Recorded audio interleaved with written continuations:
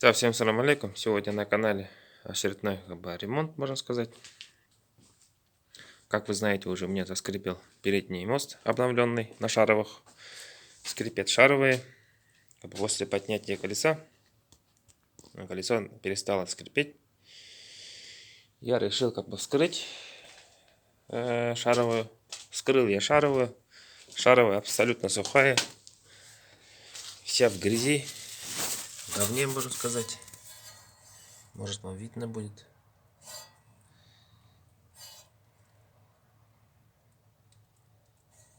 Вот. Вся ржавая. Пыльник ни хрена не держит. Смазки там мало. Очень мало, наверное. Ну, я же предварительно там почистил.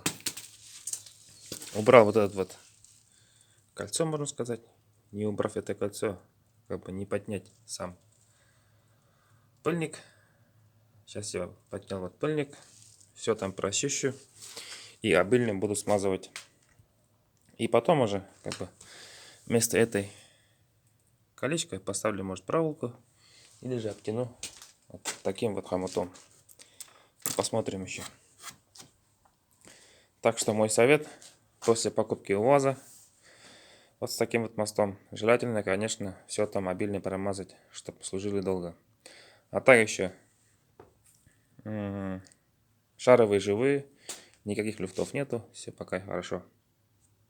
Вот такое вот видео получилось. Если кому-то было интересно или полезно, ставьте лайки. Вот. Накапаю я туда еще чуть-чуть под, как говорится, солидол-литол шприцом смазки вот такой вот моторной.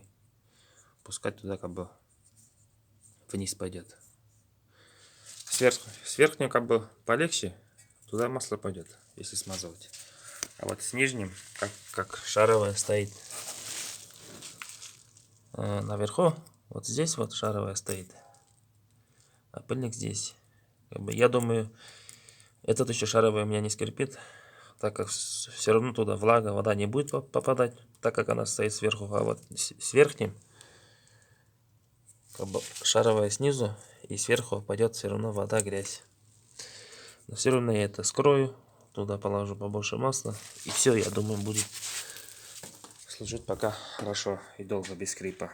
Вот такое видео получилось. Всем спасибо, всем пока.